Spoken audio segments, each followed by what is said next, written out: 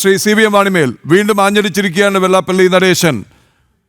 ഇടത് സർക്കാർ മുട്ടിലെയ്യുന്നു എന്നാണ് ലീഗിനും മതമേലധ്യക്ഷന്മാർക്ക് മുന്നിൽ. ശ്രീ CVM മാണിമേൽ, ഒറ്റ മിനിറ്റ്. ഗുരുനിന്ദ നടത്തിയ വെള്ളാപ്പള്ളി നടേശൻ പ്രസ്താവന പിൻവലിക്കേണ്ടതാണ്.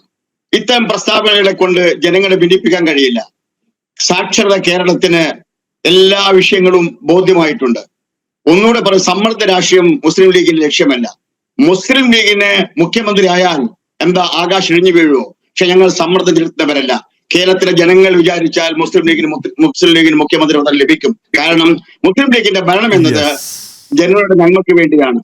ഹൈന്ദവ ഉപനിഷത്തുക്കളുടെ ഭാഷയായ സംസ്കൃതത്തിന് യൂണിവേഴ്സിറ്റി ഉണ്ടാക്കിയ പാർട്ടിയാണ് മുസ്ലിം ലീഗ്. ടി മുഹമ്മദ് ബഷീർ സാഹിബ്. അങ്ങനെ ലീഗിന്റെ ചരിത്രം മതേതരത്വമാണ്. ഇന്ന് ഇന്ത്യയിൽ നിലവിലുള്ള രാഷ്ട്രീയ പാർട്ടികളിൽ മതേതരത്വം പറയാൻ അവകാശപ്പെടാൻ കഴിയുന്ന ഏറ്റവും മുന്തിയ പാർട്ടി മുസ്ലിം ലീഗാണ് എന്നുകൂടി ഞാൻ ഇവിടെ ഓർമ്മപ്പെടുത്തുക. രാംകുമാർ സാർ, ഒറ്റ മിനിറ്റ്, എനിക്ക് ജയചന്ദ് മാഷിലേക്ക് കൂടി പോകേണ്ടതുണ്ട്.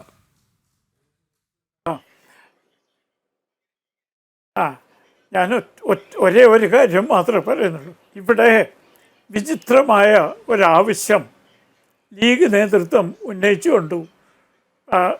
കോൺഗ്രസ് സ്വാഭാവികമായിട്ടും ലീഗിൻ്റെ ബി ടീമായതുകൊണ്ട് അത് ആവർത്തിക്കുന്നതിൽ ആർക്കും അത്ഭുതമില്ല.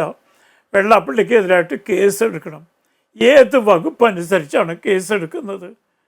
അദ്ദേഹം ഒരു പ്രത്യേക സമുദായത്തിന് മുൻഗണന കിട്ടുന്നു എന്ന് പറഞ്ഞാൽ അതെങ്ങനെയാണ്? ഇനി ശരീഅത്തിൽ വല്ല വകുപ്പുണ്ടോയെന്ന് എനിക്കറിയില്ല.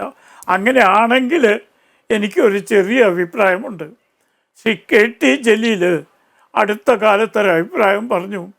ചില പ്രത്യേക വിഭാഗം കേസുകളിൽ ഏത് സമുദായ അംഗങ്ങളാണ് കൂടുതൽ ഉൾപ്പെടുന്നത് എന്ന് ലീഗ് നേതൃത്വം പരിശോധിക്കണം. ആദ്യം KT ജലീലിൻ്റെ പേരിൽ കേസെടുത്തിട്ട് പോരെ വെള്ളാപ്പള്ളിയുടെ കാര്യം ആലോചിക്കൽ.